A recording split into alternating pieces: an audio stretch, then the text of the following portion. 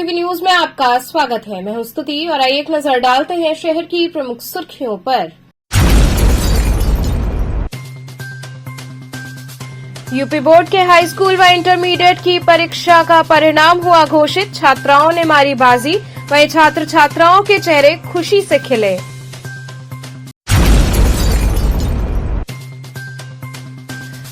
सुंदरपुर नरिया स्थित लॉन में भगवान परशुराम की जयंती पर ब्राह्मण भूमिहार महासभा का हुआ आयोजन।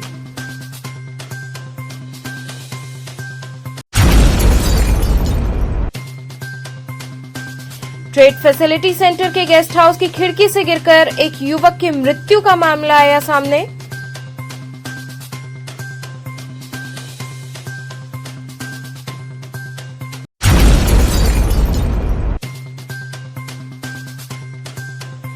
और आर्य महिला पीजी कॉलेज में पुरातन छात्र समागम उमंग का हुआ आयोजन।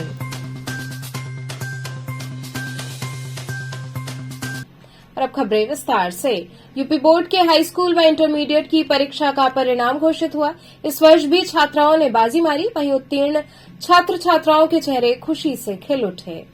मंगलवार को यूपी बोर्ड के हाई स्कूल व इंटरमीडिएट की परीक्षा का परिणाम घोषित हुआ, जिसमें इस वर्ष भी बालिकाओं ने बाजी मारी। हालांकि पिछले वर्ष की तुलना में बालकों के उत्तीर्ण प्रतिशत में वृद्धि हुई। वहीं रिजल्ट आते ही बच्चों के चेहरे खुशी से खिल उठे। हरिश्चंद्र बालिका इंटर कॉलेज की प्रधानाचार्य प्रियंका तिवारी ने बताया कि हमारे यहाँ 100% परिणाम रहा, जिसे देखकर सभी खुश हैं। छात्राओं ने विद्यालय का नाम रोशन किया है। वहीं इस अवसर पर छात्राओं को मिष्ठान खिलाकर उनके उज्जवल भविष्य की कामना की गई।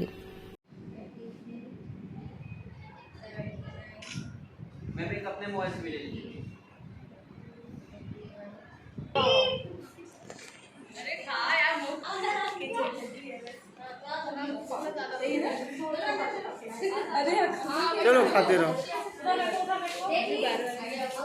किस तरह का रिजल्ट यहाँ निकला और छात्रों में कितनी खुशी है? आज हाई स्कूल और इंटरमीडिएट दोनों की ही परीक्षाफल घोषित हुआ है और बहुत कम समय में परीक्षाफल घोषित हुआ है। माध्यमिक शिक्षा में 100 साल का रिकॉर्ड टूटा है। इतने कम समय में कभी भी रिजल्ट नहीं आउट हुआ था। बच्चे बहुत अच्छा किए हैं। हाई स्कूल में हमारे यहाँ 100% बच्चे पास हुए हैं और इंटरमीडिएट में हमारे यहाँ 98% रिजल्ट रहा है। बच्चों में बहुत हर्ष है, बच्चे बहुत खुश हैं। तो आज छात्राओं को क्या कहना चाहेंगे? अपने विद्यालय में कितना कुशल छात्र हैं, आप क्या कहना चाहेंगे? मैं बच्चों से यही कहना चाहूँगी कि जो बच्चे अच्छा किए हैं वो तो बहुत अच्छी बात है, लेकिन जो बच्चे किसी वजह से उनका थोड़ा ख़राब प्रदर्शन रहा है वो बच्चे बिल्कुल निराश नहीं हों, क्योंकि ये आपका पहला स्टेज है और पहले स्टेज में इतना आपको घबराना नहीं चाहिए। आपको अभी जीवन में आगे बढ़ने का बहुत मौका मिलेगा। यही संदेश आज मैं बच्चों को देना चाहूँगी। इसी कड़ी में जनपद के बेटे बेटियों ने अपना परचम लहराया। हाई स्कूल के नमन गुप्ता ने प्रदेश में काशी का मान बढ़ाया। नमन ने 97.5% अंक पाकर प्रदेश में चौथा स्थान हासिल किया। नमन ने अपनी सफलता का श्रेय अपने गुरुजनों व अपने माता पिता को दिया। मैं कक्षा 10 में मेरे 600 में से 585 नंबर आए हैं, अर्थात 97.5%। मैं इसका श्रेय अपने विद्यालय शिक्षकगण, कोचिंग के सर और माता पिता को देना चाहता हूँ। मेरा my aim is to become a engineer and IAS officer. Sahara teachers ने स्कूल के बहुत दिया और जो कठिनाई आई थी स्कूल कोचिंग में और यूट्यूब में जो जिसमें और बहुत ज़्यादा कठिनाई, जैसे SST सब्जेक्ट हुआ और अन्य अदर सब्जेक्ट जो थे उसमें जो कठिनाई है उसके लिए यूट्यूब का सहारा लिया। यूट्यूब में ज्ञानोदय के गुरुजी करके एक चैनल है जिससे मैंने साइंस और मैथ के क्लासेस लिए, तो उसने मेरी बहुत सहायता की बोर्ड एग्जाम के लिए लास्ट मोमेंट पे। वहीं आमरन सिद्दीकी ने 94.8% अंक प्राप्त कर नाम रोशन किया। उन्होंने अपनी सफलता का श्रेय अपने माता पिता को दिया। 94.8% इसका श्रेय आप किसे लेना चाहते हैं? पहले तो अल्लाह पाक को, फिर परिवार वालों को। स्कूल कौन सा था आपका? श्री कालिदास शिक्षा संस्थान। पढ़ाई किस तरह से करती थी, कितने घंटे करती थी? मतलब स्कूल से आने के बाद 6-7 घंटा मतलब करते थे। 6 बजे तक आते थे घर, तो फिर 6-7 मतलब करते थे। कोई कोचिंग? हाँ, कोचिंग, ज्ञान कोचिंग करते थे। ज्ञान कोचिंग। ज्ञान सर वो भी बहुत अच्छा पढ़ाते हैं। क्या कोचिंग से भी आपको कुछ सहयोग हाँ मिला? मतलब स्कूल से कोचिंग से दोनों से मतलब सब्जेक्ट कौन सा बढ़िया आपको लगता था पढ़ाई में, या कठिन कौन सा था जिसको पढ़ने मतलब में बायो में मेरा अच्छा मार्क्स आता था ज़्यादा, लेकिन मतलब फिजिक्स केमिस्ट्री सब भी अच्छा लगता था। अच्छा, कमजोर कौन सा था जहाँ पे काम करने के लिए पढ़ाई ज्यादा करना पड़ा आपको? मतलब केमिस्ट्री में थोड़ा हमको ज़्यादा लगा कि करना पड़ा, और सब फिजिक्स में भी मतलब थोड़ा सा किए, लेकिन केमिस्ट्री में थोड़ा मतलब ज़्यादा लगा मेहनत। इसका श्रेय किसको देंगे आप? कितना अच्छा नंबर आया, किसने आपके साथ सहयोग? मेरे सर लोग भी ज़्यादा मेहनत किया, मतलब स्कूल वाले कोचिंग वाले सब ने मेहनत किया। आगे क्या इरादा है? नीट का MBBS डॉक्टर मतलब।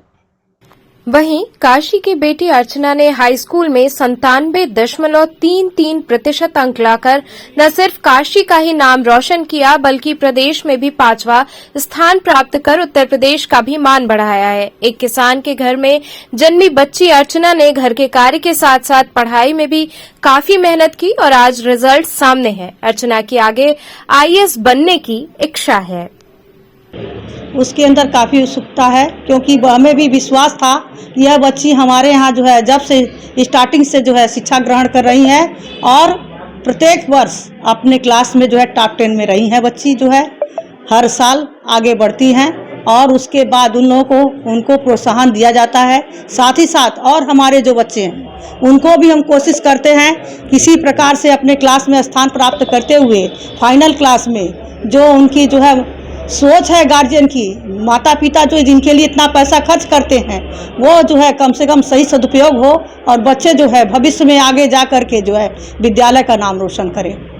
स्कूल में बच्चों को किस तरह का माहौल दिया जाता है, क्योंकि लगातार हम देखे हैं आपके स्कूल का नाम हमेशा रहता है। विद्यालय के अंदर जो है बच्चों को एक अनुशासन में रखते हुए शिक्षा कार्य का जो है विशेष रूप से ध्यान दिया जाता है और उसके बाद भी पीरियड हमारा 30 मिनट का होता है। उसके अलावा अगर किसी भी बच्चे के पास कोई भी समस्या है तो वे बच्चे स्वतंत्र रहते हैं, 1 बार 2 बार 4 बार अपने टीचर से जो है संपर्क करके पूछने की कोशिश करते हैं। उस समस्या का समाधान हमारे सारे टीचर मिल करके जो है अपने अपने सब्जेक्ट का जो है पूरा करते हैं जब तक कि बच्चे संतुष्ट न हो जाएं। सर मैंने तैयारी की थी घर पर 2-3 घंटे की सेल्फ स्टडीज़ और स्कूल में और कोचिंग में मैंने पढ़ा था।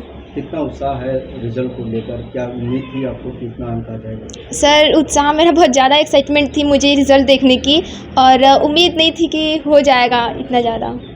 किस तरह का माहौल स्कूल में मिलता था? सर अगर स्कूल में देखा जाए तो सर मुझे एकदम मतलब लगता ही नहीं था कि मैं स्कूल में हूँ, एकदम फैमिली जैसा माहौल था, घर की तरह ही। परिवार में किस तरह का माहौल था पढ़ाई लिखाई में? आप सर परिवार ने मुझे बेस्ट माहौल दिया पढ़ने के लिए, जैसा कि मुझे चाहिए था। आगे क्या बनना चाहते हैं? सर आगे मैं UPSC क्लियर करके IAS क्वालिफाई करना चाहती हूँ। कुछ बच्चों से कहना चाहेंगे आप जो देख रहे हैं आपको? यस सर, वो उनसे मैं बस इतना कहना चाहूँगी कि वो हार्ड वर्क करें और रिज़ल्ट की चिंता ना करें, रिज़ल्ट को छोड़ दें। अगर उन्होंने काफ़ी मेहनत की होगी तो उनका रिज़ल्ट अपने आप बहुत अच्छा आएगा। सुंदरपुर नरिया स्थित लॉन में भगवान परशुराम की जयंती पर ब्राह्मण भूमिहार महासभा का आयोजन किया गया। भगवान परशुराम की जयंती पर चौधरी लॉन सुंदरपुर नरिया में ब्राह्मण भूमिहार महासभा का आयोजन हुआ, जिसमें प्रदेश के अलग अलग जिलों से हजारों लोग आए और अपनी अपनी उपस्थिति दर्ज कराई। इसी कड़ी में जितेंद्र कुमार राय उर्फ बबलू राय से बात करने पर उन्होंने बताया कि आज का कार्यक्रम परशुराम जयंती के समापन का कार्यक्रम है। उन्होंने आगे बताया कि समाज से जिस तरह से राजनीतिक पार्टियों के द्वारा हम लोगों का तिरस्कार हो रहा है, उसी के संकल्प दिवस में हम लोगों ने ये कार्यक्रम आयोजित किया है और आज हम लोग ये संकल्प लेंगे कि हर पार्टी में अपना जो हमारे पूर्वज में एक वर्चस्व, एक गौरव स्थापित किया था, उसी तरह हम भी रहेंगे। हम किसी भी पार्टी के पीछे नहीं रहेंगे, हम अपना गौरव लेकर रहेंगे। हमारे भूमिहार समाज के विद्यासागर राय का जो टिकट कटा है, उसी का हम सब ये एक स्पष्ट संदेश देना चाहते हैं कि हम किसी पार्टी के पीछे नहीं है। अगर हमें सम्मान मिलेगा तो हम साथ हैं, अन्यथा हम अलग हो जाएंगे। उन्होंने बताया कि इस समारोह के मुख्य अतिथि आशुतोष जी बिहार से आए हैं और राम नगीना जी हैं।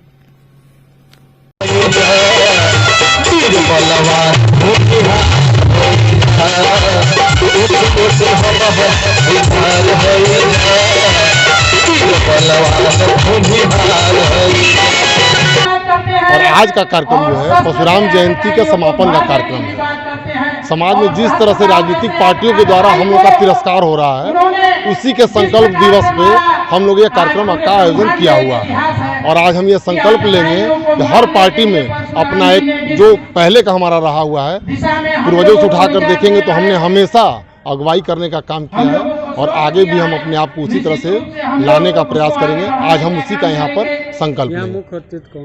मुख्य अतिथि जी आपके पास आए हुए हैं आशुतोष जी और रामनंगिना सिंह जी, बिहार से आए हुए हैं आशुतोष जी, एक अच्छे वक्ता और भूमिहार समाज के लिए यहाँ अभी तो फिलहाल ये बनारस का कार्यक्रम है, कुछ अगल बगल के भी लोग से आए हुए हैं क्योंकि बहुत शॉर्ट टाइम में ये कार्यक्रम किया गया है। और ये विद्यासागर राय का जो एक टिकट कटा है तो समाज एक अपने माध्यम से एक संदेश देना चाहती है स्पष्ट रूप से कि हम हर पार्टियों का पिछलग्गू बन के अब नहीं रहे। अगर हमें सम्मान मिलेगा तो हम साथ हैं, नहीं तो हम बहिष्कार करने का पूरा प्रयास करेंगे। ट्रेड फैसिलिटी सेंटर के गेस्ट हाउस में खिड़की से गिरकर एक युवक की मृत्यु का मामला सामने आया। ट्रेड फैसिलिटी सेंटर के गेस्ट हाउस की खिड़की से एक युवक के गिरकर मृत्यु का मामला सामने आया है। बताया जा रहा है कि राज्यसभा सांसद नीरज शेखर का रिश्तेदार था मृतक युवक। वहीं इसकी सूचना पर मौके पर पहुंची पुलिस व फॉरेंसिक टीम छानबीन में जुटी रही। डीसीपी काशी जोन व एसीपी द्वारा मौके पर पहुंचकर मुआयना किया गया। गेस्ट हाउस में लगे सीसीटीवी फुटेज खंगालने में पुलिस जुटी रही। मृतक का नाम पवन कुमार सिंह निवासी झारखंड बताया जा रहा है। ये आज सुबह एक पुलिस को सूचना मिली कि टीएफसी में जो एक होटल है वहाँ से नीचे एक व्यक्ति जो है मृत पड़ा हुआ है। पुलिस मौके पे आई तो व्यक्ति की शनाख्त पवन सिंह के रूप में हुई, जिसकी उम्र 47 वर्ष है। ये सिंह भूमि झारखंड के निवासी हैं। अभी प्राथमिक जांच की जा रही है और फॉरेंसिक टीम घटनास्थल पे आ चुकी है। जो भी ज़रूरी एविडेंस है उसे कलेक्ट कर लिया गया है। मेरे द्वारा और एसीपी के द्वारा मौका मुआयना कर लिया गया है और इस पूरे प्रकरण की छानबीन की जा रही है कि कैसे ये हुआ, बाकी आगे कार्रवाई की जाएगी। प्रथम दृष्टया अभी कुछ भी कह पाना मुश्किल है, लेकिन यही है कि खिड़की से गिर के मौत हुई है। मैम बताया जा रहा है राज्यसभा सांसद के रिलेटिव, राज्यसभा सांसद नीरज शेखर के रिलेटिव। हाँ जी, उनके रिलेटिव है ये। आर्य पीजी कॉलेज में पुरातन छात्र समागम उमंग का भव्य आयोजन हुआ। आर्य महिला पीजी कॉलेज में पुरातन छात्र समागम उमंग का भव्य आयोजन किया गया। कार्यक्रम की मुख्य अतिथि डॉक्टर ममता टंडन रहीं तथा विशिष्ट अतिथि के रूप में अंकिता तिवारी, डॉक्टर रविन्द्र पटेल, डॉक्टर रमानंद कुमार उपस्थित रहे। कार्यक्रम का शुभारंभ दीप प्रज्वलन एवं वाग्देवी तथा अन्य ऋषियों के तैलचित्र पर माल्यार्पण एवं कुलगीत की प्रस्तुति के साथ हुआ। इसके बाद प्रोफेसर बिंदु लाडी द्वारा स्वागत भाषण दिया गया। वार्षिक रिपोर्ट का वाचन डॉक्टर नमिता सिन्हा ने किया। इसके बाद एक से बढ़कर एक सांस्कृतिक कार्यक्रमों की प्रस्तुति हुई। वहीं पुरातन छात्राओं ने अपनी स्मृतियों को साझा किया। प्राचार्य प्रोफेसर रचना दुबे, डॉक्टर अन्नपूर्णा दीक्षित, प्रोफेसर जया मिश्रा इत्यादि लोग उपस्थित रहे।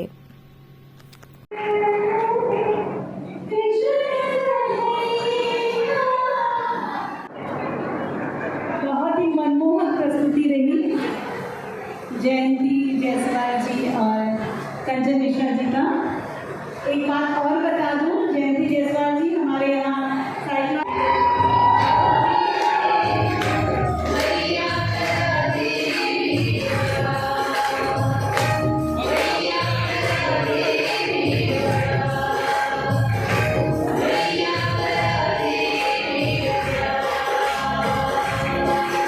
आज हमारे यहाँ एलुमनी एसोसिएशन की तरफ से एलुमनी मीट की जा रही है।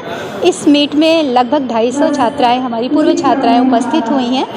रजिस्ट्रेशन तो लगभग 400 हुआ है, लेकिन उपस्थित नहीं हो पाई हैं क्योंकि दूर दूर से वो छात्राएं आई हैं। इस बार एलुमनी एसोसिएशन ने कॉलेज को प्रत्येक विभाग के छात्राओं के लिए एक लैपटॉप दिया है और हमारे यहाँ सांस्कृतिक कार्यक्रम डॉक्टर ममता टंडन जी द्वारा किया जा रहा है, जो प्रसिद्ध नृत्यांगना है, हमारी पूर्व छात्रा हैं। और हमारे बीच इस बार हम लोगों ने अपनी शोधक छात्र, चाहे वो छात्रा हो चाहे छात्र हो, उनको मुख्य अतिथि के रूप में मंच पर बैठाया ताकि सबको यह भी पता चले कि हाँ, हमारे यहाँ जो है हमेशा महिला कॉलेज कहा जाता था, महिलाएं ही सम्मानित होती थी।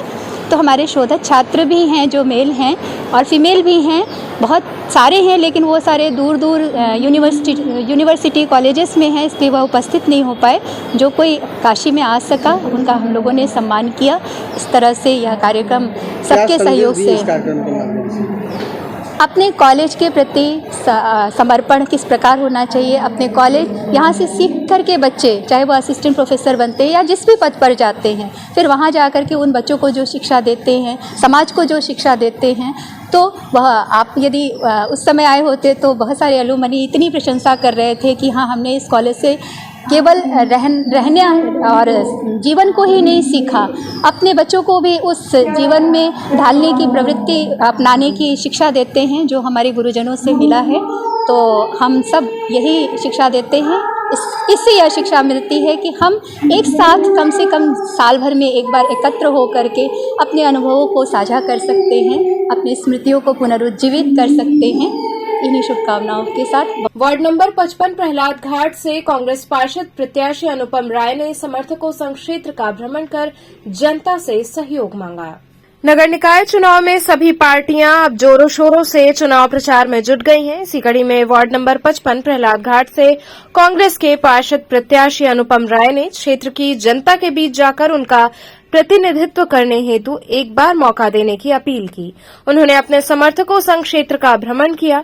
इस दौरान काफी संख्या में उनके समर्थक हाथों में कांग्रेस पार्टी का झंडा लिए नारे लगाते चल रहे थे। वहीं इस दौरान पार्षद प्रत्याशी अनुपम राय ने कहा कि मैंने पार्टी में अपने कार्य को देखते हुए स्वयं को उस योग्य समझा कि मैं जनता के हित में कार्य करूंगा और इस बात का पार्टी ने विश्वास करते हुए मुझे टिकट दिया। उन्होंने कहा कि मैं अपने वार्ड को आदर्श वार्ड के रूप में विकसित करूंगा। उन्होंने कहा कि मेरा मानना है कि पार्षद को कभी भी शिकायत करता नहीं बल्कि समाधानकर्ता के रूप में कार्य करना चाहिए। मैं क्षेत्र की महिलाओं की सुरक्षा, बच्चों के विकास के लिए कार्य करूंगा। उन्होंने कहा कि मैं क्षेत्र की जनता का प्रतिनिधित्व करते हुए कार्य करूंगा।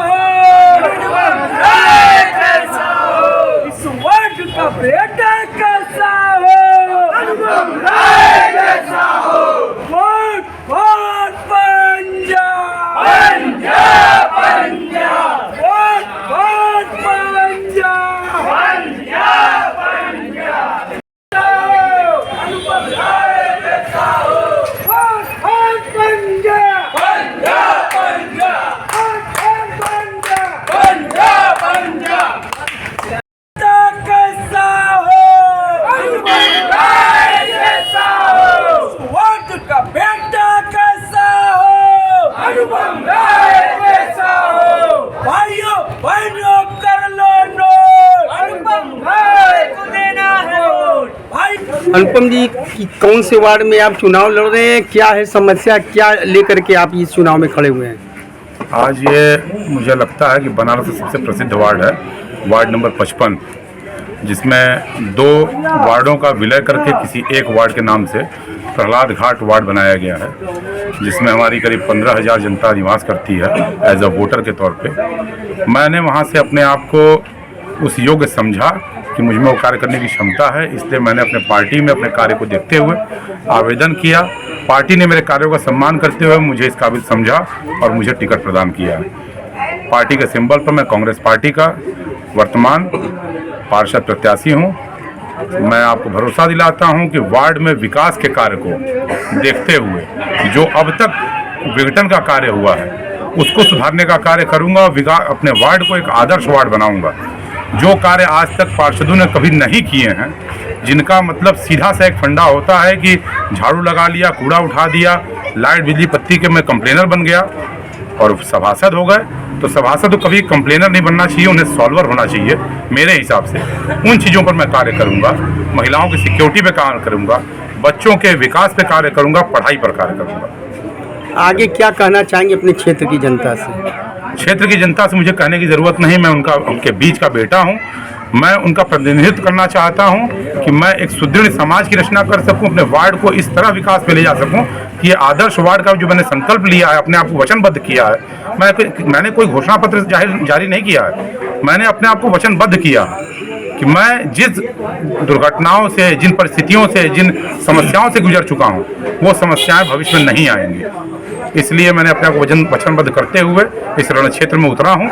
और रण क्षेत्र इन जैसे कृष्णों के द्वारा और बड़े बड़े महात्माओं के द्वारा मैं ये पार कर लूँगा, मुझे भरोसा है। हमारे अभिभावक स्वरूप प्रसाद चंद्र बाबू भाई, हमारे बनारस के उपाध्यक्ष महानगर के, वो भी हमारे साथ हैं। आज आप देख सकते हैं तमाम लोग, अल्पसंख्यक विभाग के अध्यक्ष हमारे बीच में हैं, हमारी तमाम जनता हमारे बीच में है, हमारे गुरुजी हमारे बीच में है। तो इन लोगों का आशीर्वाद रहेगा तो निश्चय पता है हमारी कदम चूमेगी, इसमें कोई दो राय नहीं है। क्या है, किस तरह का विकास करेंगे, क्या भरोसा दिला रहे हैं वार्ड नंबर 55 की जनता को? निश्चित तौर पे हमारे अनुपम जी जो है एक युवा हम लोग के बीच में ऊर्जावान जो है कार्यकर्ता के रूप में हम लोग को मिले, और हम लोगों ने जब इनकी कार्यप्रणाली को समझा तो उसमें एक चीज़ देखने को आई कि इससे बढ़िया बेहतर हमारे पास कोई कार्यकर्ता इस वार्ड से चुनाव लड़ने लायक नहीं है। लिहाजा मैंने और हमारे अध्यक्ष महोदय ने इस पर गंभीरता से विचार करते हुए और इनकी उस चीज़ को देखते हुए इस चुनाव में इनको उतारा है, इस उम्मीद के साथ कि ये वार्ड हम जीत के रहेंगे। तो इस क्षेत्र की जनता को आप अपने और अपने कांग्रेस पार्टी की ओर से क्या संदेश देना चाहेंगे? देखिए, मैंने ये कहा कि मैंने इस वार्ड के लाल को जो है चुनाव लड़ा रहे हैं, मैंने इसको पहले ही इनको आकलन किया, और जब आकलन किया है तो मुझे पूरा विश्वास है कि यहाँ की जनता इनके ऊपर विश्वास करती है, और ये निश्चित तौर पे पार्षद जो है जीत के मिनी सदन में जाएंगे। सपा से महापौर प्रत्याशी ओपी सिंह के केंद्रीय चुनाव कार्यालय का उद्घाटन हुआ। समाजवादी पार्टी के महापौर पद के प्रत्याशी डॉक्टर ओपी सिंह के केंद्रीय चुनाव कार्यालय का उद्घाटन हुआ। केंद्रीय चुनाव कार्यालय का उद्घाटन पूर्व मंत्री ओम प्रकाश सिंह ने किया। इस दौरान मीडिया से बात करते हुए सपा के मेयर प्रत्याशी डॉक्टर ओपी सिंह ने कहा कि चुनाव में जमीनी स्तर के मुद्दे उनके रहेंगे। नगर निगम के माध्यम से बिजली, पानी और सड़क की जो खामियां हैं उसे प्राथमिक रूप से दूर करने का काम वो करेंगे। डॉक्टर ओपी सिंह ने कहा कि बीजेपी की कथनी और करनी में बहुत अंतर है। उन्होंने कहा कि गंगा आज भी प्रदूषित है और इसके लिए लाखों करोड़ों रुपए खर्च हो गए, लेकिन अभी तक जिस तरीके से गंगा की सफाई होनी चाहिए थी उस प्रकार से गंगा साफ नहीं हो पाई है। पूरे जोर शोर से लड़ रही है। कल खुद उत्तर प्रदेश के मुखिया योगी आदित्यनाथ भी बनारस में थे और गुरु मंत्र देने का काम किया है। जो भी सरकार में पार्टियां रहती हैं, ताकत में रहती हैं, वो जोर शोर से हर चुनाव लड़ती हैं, लेकिन जनता जब मन बना लेती है कि सरकारें बदलनी है तो वो जोर शोर काम नहीं आता। लोगों को लग रहा है कि इस चुनाव में योगी जी के आने के बाद क्या अखिलेश यादव भी इस चुनाव में आएंगे बनारस से? अभी तो राष्ट्रीय अध्यक्ष जी को निर्णय करना है कि वो नगर निगम चुनाव में आना है कि नहीं आना है, वो वही निर्णय कर सकते हैं, इसमें हम कुछ नहीं कर सकते। बात करें तो चुनाव में क्या कुछ चुनावी मुद्दे प्राथमिक रूप से रहेंगे? जीतने के बाद क्या प्राथमिकता रहेंगी नगर निगम को लेकर के? पिछले 25 साल से भारतीय जनता पार्टी का यहाँ मेयर है और शहर का जिस रूप में विकास होना चाहिए कतई उस रूप में विकास नहीं हुआ। मेन रोड पर चमक धमक जरूर दिख रही है, लेकिन गलियों की दुर्दशा है। सीवर की समस्या, गंदे पेयजल की सप्लाई, कूड़े की अंबार, शहर में जाम की समस्या और करोड़ों करोड़ों रुपया पानी के नाम पर पिछले दिनों सरकार ने खर्च किया। उसके बावजूद भी शहर के सभी वार्डों में गंदा पानी की सप्लाई हो रहा है।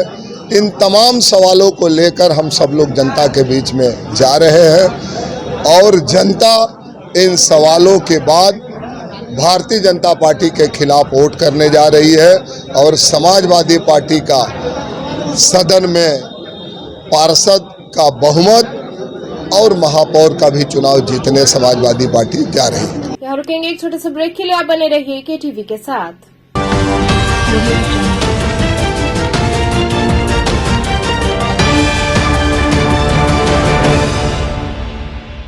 खबरों से जुड़े रहने के लिए हमारे चैनल KTV वाराणसी को सब्सक्राइब करें और लेटेस्ट अपडेट्स के लिए बेल आइकन को प्रेस करें।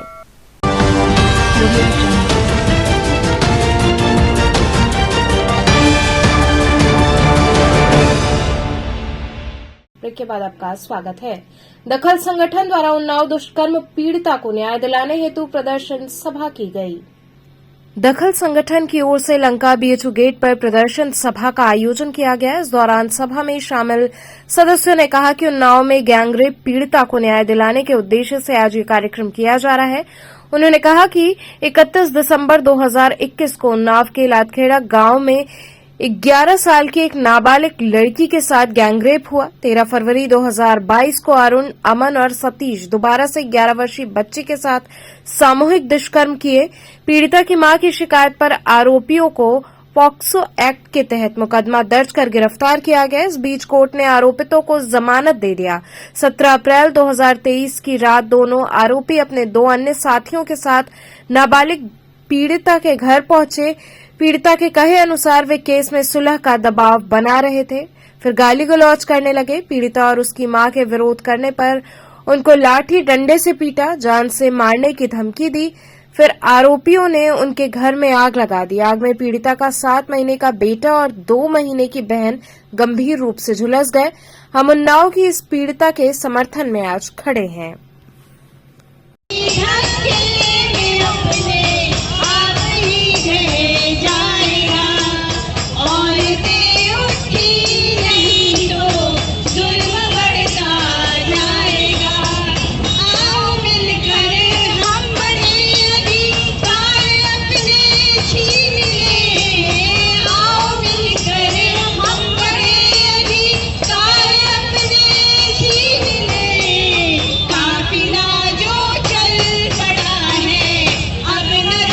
प्रदर्शन सभा कर रहे हैं आज यहाँ पर, जो कि उन्नाव में एक घटना हुई है 2 साल पहले। एक नाबालिग बच्ची के साथ बलात्कार किया जाता है और उसके बाद दोबारा वो आते हैं, फिर से उसके साथ बलात्कार करते हैं, गैंग रेप होता है। उसके बाद उसकी माँ तहरीर देती है तो उन लोगों अरेस्ट तो हो जाते हैं आरोपी, लेकिन फिर 1 साल बाद कोर्ट को पता नहीं कैसे अचानक से दया उन्हें छोड़ देते हैं।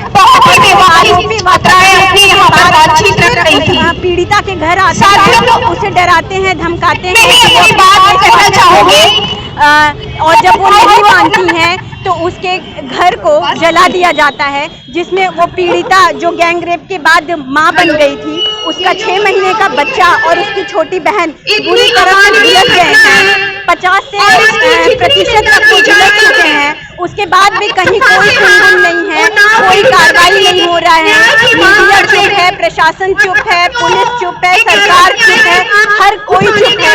हम आज यहाँ उपस्थित हुए हैं न्याय की मांग करने के लिए कि आप ये जो गूंगे बहरे बने बैठे हैं उसे छोड़िए, चुप्पी तोड़िए और उन्हें न्याय दीजिए, पीड़िता को न्याय दीजिए, जिससे इस तरह की घटनाएं को आगे बढ़ावा मिले और हमारा समाज बेहतर बने। तुरंत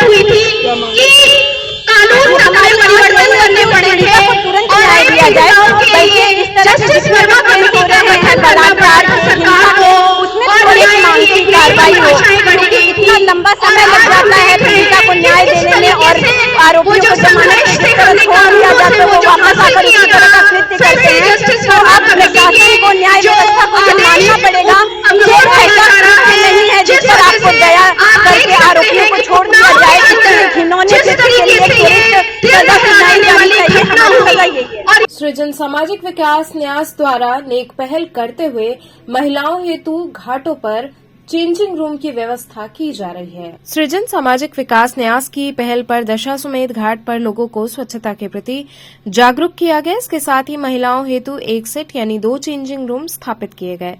इस दौरान सृजन सामाजिक विकास न्यास के अनिल कुमार सिंह ने बताया कि महिलाओं की सुविधा को देखते हुए हमने 10 घाट चिन्हित किए हैं जहां पर चेंजिंग रूम की व्यवस्था की जाएगी। अब तक 5 घाटों पर चेंजिंग रूम लगाए जा चुके हैं। उनका कहना था कि यदि आगे नगर निगम या सरकार की ओर से चेंजिंग रूम लगाया जाता है तो ठीक है, अन्यथा हम समस्त घाटों पर यह व्यवस्था करेंगे।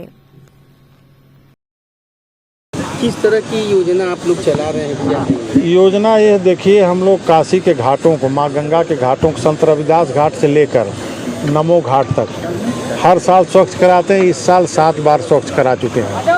और संत रविदास घाट पे ही स्वच्छता कराते समय हमें देखिए चोटिल हुआ मैं, जिसमें 95 बटालियन CRPF लगातार हमारा साथ देती है। और इस साल से हमारे साथ विशाल प्रोटेक्शन फोर्स के बाबू JP सिंह बैठे, अपनी फोर्स लेके भी बराबर लगे रहते हैं। अब बराबर ये हम लोगों का साथ दे रहे हैं स्वच्छता के लिए। जब हम लोग घाटों की स्वच्छता के लिए आते थे तो यहाँ पे जो पत्रकार बंधु थे हम लोग से कहते थे कि महिलाएं स्नान करती हैं और स्नान करने के बाद उन लोगों का स्वाभिमान नहीं बचता है, कपड़ा कहाँ चेंज करें, ऐसी कोई जगह नहीं है। तो हमने ये मीटिंग किया आपस में, अपने मित्रों के साथ एक मीटिंग किया और मीटिंग में हमने कहा अपने लोगों से कि हम लोग यहाँ गंगा स्वच्छता के लिए यहाँ पे महिलाओं के, अपने माताओं बहनों के स्नान करने के बाद एक चेंजिंग रूम रखवाया जाए, जिससे उनके लिए सुविधा हो, कपड़े चेंज कर सकें। स्वच्छता तो साथ चली रही है। तो उसमें हम लोगों ने मीटिंग किया, इसमें विशाल प्रोटेक्शन फोर्स के JP सिंह इन लोगों ने 80 घाट पे हमारे साथ रखवाया। इसके बाद त्रिदेव ग्रुप ने 80 पे रखवाया।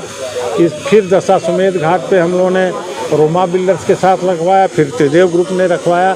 एक सेट में 2 चेंजिंग रूम है और उसमें रखवाते ही माताएं बहनें प्रसन्न हो गई। उन लोगों को देखिए आजकल ये पुष्कर मेला चल रहा है, इतनी भीड़ है, लाइन लग रही है। तो हम लोग को भी देख के बहुत संतुष्टि मिल रही कि माँ गंगा के स्वच्छता के साथ ये हो रहा है। तो आगे और भी इसी के साथ 10 घाटों पे हम लोग रखवाएंगे। बखिया नगर निगम या सरकार चाहे तो रखवाए, नहीं तो सब पे हम लोग रखवा देंगे। तो अभी कितने घाट अभी रखे? 10 घाटों में हम लोग 5 घाट पे रख दिए करीब। 5 घाट पे बन रहा है, बनते जा रहा है, आता जा रहा है, रखाता जा रहा है। और हाँ, लगातार शुरू है, काम लगातार शुरू है। किस योजना के तहत आप लोग इस कार्य को अंजाम दिए?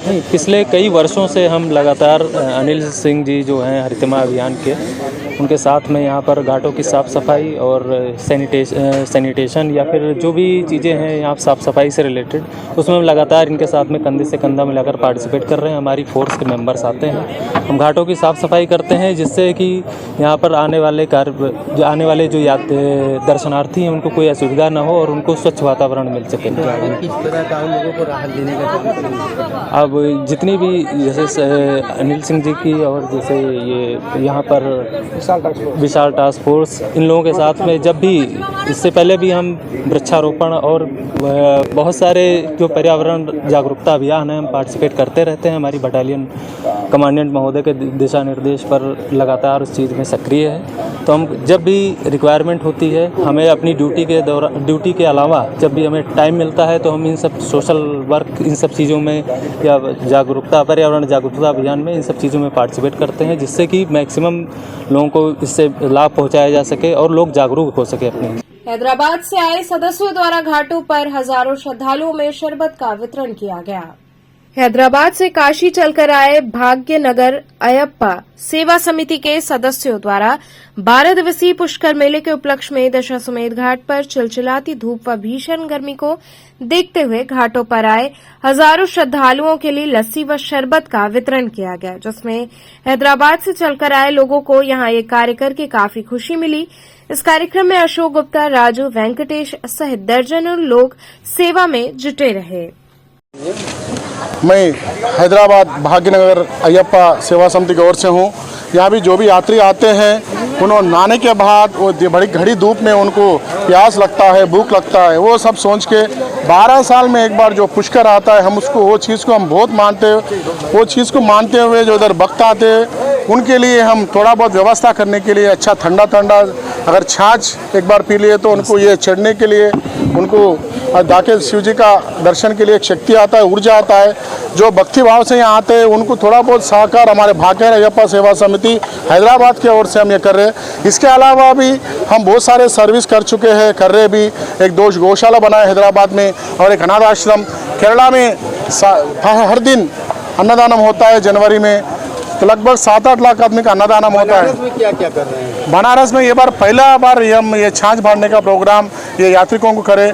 आगे चल के भी हमारे ईश्वर का इच्छा है, हमारे मेंबरों का सहयोग अगर है तो हम आगे भी इधर सर्विस करेंगे, आगे भी कार्यक्रम हमारा जारी रहेगा। और अभी तो हम हर दिन यहाँ छाछ बांटने का प्रोग्राम 10 अश्वमेध घाट में ये प्रोग्राम हमारा 23 तारीख से अगला महीना जनवरी, अगला महीना मई 3 तक ये कार्यक्रम चलते रहेगा। निरंतर ये सेवा चलते रहेगा। आपको धन्यवाद और शिव जी का आशीर्वाद। वार्ड नंबर 66 मध्यमेश्वर से भाजपा पार्षद प्रत्याशी ने बैठक कर जनता से सहयोग मांगा। नगर निकाय चुनाव में वार्ड नंबर 66 मध्यमेश्वर से भाजपा की ओर से अशोक कुमार और संतोष सैनी मैदान में हैं। उन्होंने मंगलवार को बैठक की और क्षेत्र की जनता से वोट की अपील की। उनका कहना था कि क्षेत्र स्मार्ट सिटी सहित अन्य सरकार की कई योजनाओं से वंचित है। ऐसे में यदि जनता मुझे मौका देती है तो मैं क्षेत्र में सरकार की सभी योजनाओं से जनता को लाभान्वित करूंगा। सभी जी, क्षेत्रीय जनता को क्या कहना चाहेंगे जो आपको ये अधिकार दिया गया भाजपा द्वारा, तो क्या करेंगे जनता के लिए? पिछली 2 बार से यहाँ सपा के पार्षद थे, इस बार हमको प्रत्याशी बनाया गया है। मैं यहाँ पे जितना अच्छा से अच्छा हो सकता काम करूँगा जनता के लिए। क्या करेंगे, क्या कमियाँ रह रही है क्षेत्र? पहले तो मैं स्मार्ट सिटी के तहत इस वार्ड को बनवाऊंगा, करूंगा, जो भी हो सकेगा उसमें अच्छा से अच्छा व्यवस्था करूंगा। क्या उसमें क्या है आपका मेन क्या है? स्मार्ट सिटी के अंदर जान ही रहे आप क्या क्या है, पटिया, अच्छे नाली फिर से न्यू लगना, पाइप सब कुछ न्यू किया जाएगा। और बिजली वगैरह की क्या? बिजली ऑलरेडी यहाँ पे सही, अब तो कहना ही नहीं है। बनारस में बिजली की तो बात ही नहीं करनी चाहिए अब। जैसे कूड़ा वगैरह की भी समस्या है तो इसकी नहीं, डोर टू डोर जब स्मार्ट वार्ड हो जाएगा तो अपने आप डोर टू डोर होंगे ये। तो आगे क्या कहना चाहेंगे क्षेत्र के लोगों से? क्षेत्र से यही अपील करता हूँ, वो मेरा साथ दे, मैं उनका साथ दूंगा। क्या कहना चाहेंगे आपके क्षेत्र में संतोष सैनी जी जो खड़े हैं? देखिए, जो विगत 10 सालों में सपा का सरकार रहने से यहाँ की जो जनता है वो वंचित रह चुकी है। जो मोदी जी के और योगी जी की योजनाओं से, योगी जी की और मोदी जी की इतनी योजनाएं हैं जो जनता के निचले स्तर तक पहुंच ही नहीं पाती है, क्योंकि यहाँ पे जो दूसरे पार्टी के अदर लोग हैं उन लोगों को पता ही नहीं क्या योजना है क्या नहीं योजना है। योजना में है हर घर हमारा प्रत्याशी रहेगा तो हर घर आवास योजना दिला सकता है, हर घर उनको आयुष्मान कार्ड दिला सकता है, और उनको मतलब कि जो भी सरकारी योजना, जैसे महिलाओं के लिए सिलाई मशीन है, घर बनाने के लिए पैसा है, आवास योजना है, और व्यापार करने के लिए मतलब एक मिनिमम चार्ज पे लोन भी सुविधा है। मोदी जी की अनेकों उज्ज्वला योजना है, अनेकों योजना है जो हमारे अगर प्रत्याशी भारी मतों से अगर जीत के जाएंगे उसमें योगी जी, मोदी जी और हमारे विधायक जी का भी नाम इसमें होगा। ये सीट मतलब बहुत महत्वपूर्ण है क्योंकि यहाँ पे हमारे मदमेश्वर बाबा है और मदमेश्वर मंडल के हम अध्यक्ष भी हैं। तो इस सीट पे हम यही जनता से अपील करेंगे कि यहाँ पे जिताएं और इसका कार्य बहुत ही सुंदर और उचित होगा, ये हमारा विश्वास है। आप यही मेरी जनता से अपील है। धन्यवाद। वार्ड नंबर 83 पेरी कला से भाजपा पार्षद प्रत्याशी ने जनता से वोट की अपील की। वार्ड नंबर 83 पेरी कला से भाजपा के पार्षद पद के प्रत्याशी राजीव सिंह ने जनता से वोट की अपील की। उन्होंने कहा कि क्षेत्र में सभी कार्य काफी अच्छे हुए हैं, उन्हीं कार्यों को और बेहतर तरीके से गति देने का वो कार्य करेंगे, इसलिए जनता उन्हें एक बार अवश्य मौका दे। क्या कहना चाहेंगे डब्बू जी, आप चुनाव लड़ रहे हैं, क्या है क्षेत्र में, क्या देख करके आपने ये चुना? हमारे क्षेत्र में बहुत सारा विकास कार्य हो रहा है माननीय योगी जी के द्वारा, माननीय विधायक डॉक्टर नीलकंठ तिवारी जी द्वारा बहुत सारी ऐसा कार्य है जो कि क्षेत्र में हो रहा है। और भी मेरी जो आगे की योजना है जो कुछ छूटा हुआ है उसको मैं पूरा करवाऊंगा। जैसे क्या है, पूरा शहर स्मार्ट सिटी इस समय बनाया जा रहा है, तो पेरी क्षेत्र में आपका क्या योजना है? योजना ये है जैसे कुछ अधूरे कार्य से कूड़ा वगैरह है, कुछ होती तो सफाई बहुत अच्छी है हमारे यहाँ, लेकिन छोटी मोटी कुछ कमियां हैं जो कि उसको मैं पूर्ण करूँगा। स्मार्ट सिटी के तहत मतलब पूरे मोहल्ले को चमकाएंगे? बिल्कुल बिल्कुल, एकदम सजा के कार्य से किया। बिजली वगैरह का क्या हाल होगा? बिजली की व्यवस्था बहुत अच्छी है, हर गलियों में स्ट्रीट लाइट लगी हुई है, और आगे उससे बेहतर करेंगे। वार्ड नंबर 33 करौंदी से निर्दल प्रत्याशी गोपाल यादव के चुनाव कार्यालय का उद्घाटन हुआ। नगर निकाय चुनाव के मद्देनजर अब सारी पार्टियों के अलावा निर्दलीय प्रत्याशी भी अपना चुनाव कार्यालय खोलकर चुनाव प्रचार में जुट गए हैं। इसी कड़ी में गोपाल यादव पूर्व प्रधानपति वार्ड नंबर 33 करौंदी ने करौंदी जनार्दन सिंह कटरा में अपने कार्यालय का उद्घाटन करौंदी के पूर्व प्रधान दीपक अंबेडकर बस्ती से करवाया है। इस कड़ी में गोपाल यादव से बात करने पर उन्होंने बताया कि हमने 5 साल नासिरपुर में विकास कार्य किया है, वहां रोड और रोड लाइट आदि देख सकते हैं, सफाई और दवा छिड़काव आदि हमेशा करवाता रहा हूं। उन्होंने आगे बताया कि मैंने बहुत विकास किया है, परंतु कुछ काम छूट गया है, उसी कार्य को पूर्ण कराने के लिए कार्य करेंगे। हमारे यहाँ पेयजल एवं सीवर मुख्य समस्या है। यहाँ गांव में लोगों को शुद्ध पेयजल एवं सीवर की समस्या से निजात दिलाना एवं यहाँ कुछ गरीब लोगों को आवास मिले, यही मेरी पहली प्राथमिकता है। चुनाव कार्यालय का उद्घाटन किया गया है। चुनाव मैदान में है, किस मुद्दों को लेकर आप चुनाव में? पिछले 5 साल के कार्यकालों में जितना विकास कार्य करना था वो हुआ है, कुछ अभी शेष रह गया है और उन्हें उसी कार्य को पुनः करने के लिए प्रयास करेंगे। किन किन मुद्दों पे? जैसे हमारे यहाँ पानी की बहुत बड़ी समस्या है, गांव के लोग बहुत परेशान रहते हैं और जो है कि पानी मेन है और सीवर, ये 2 समस्या हमारे यहाँ बहुत ज़्यादा है। इन चीज़ों को लेके आप? जी, इन्हीं मुद्दों पे हैं और गरीब बेचारों को आवास मिल जाए, ये मेरा सबसे बड़ा प्राथमिकता है। तो चलते चलते पुनः एक नजर डालते हैं शहर की प्रमुख सुर्खियों पर। यूपी बोर्ड के हाई स्कूल व इंटरमीडिएट की परीक्षा का परिणाम हुआ घोषित, छात्राओं ने मारी बाजी, वहीं छात्र छात्राओं के चेहरे खुशी से खिले।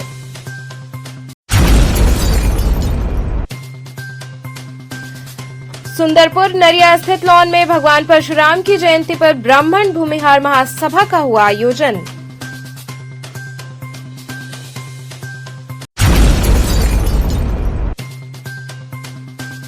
ट्रेड फैसिलिटी सेंटर के गेस्ट हाउस की खिड़की से गिरकर एक युवक की मृत्यु का मामला आया सामने।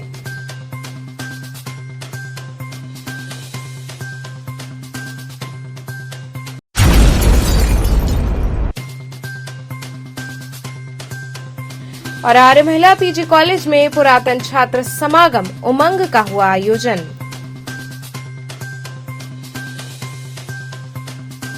तो ये थे आज के समाचार, कल फिर होगी मुलाकात, तब तक के लिए नमस्कार।